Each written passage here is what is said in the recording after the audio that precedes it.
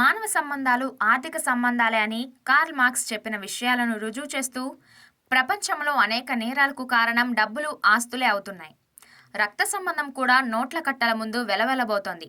తరచుగా గుండెలు పిండేసే హత్య కేసులు ప్రపంచంలో ఎక్కడో చోట వెలుగులోకి వస్తున్నాయి.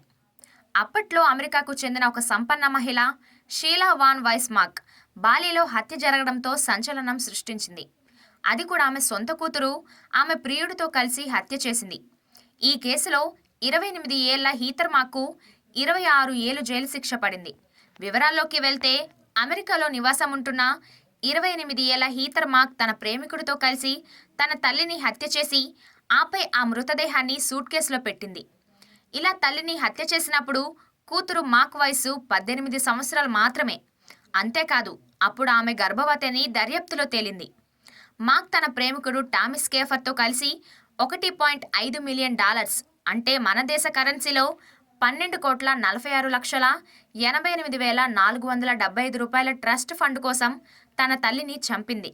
మొదట మాక్ తన తల్లి అరవకుండా నోటిని కట్టివేయగా అనంతరం ఆమె తలపై మాక్ ప్రియుడు స్కేఫర్ గట్టిగా కొట్టాడు. హోటల్లో తల్లిని హత్య చేసిన అనంతరం మాక్ ఆమె ప్రేమికుడు మృతదేహాన్ని సూట్ కేసులో పెట్టి టాక్సీలో వదిలి వెళ్లారు.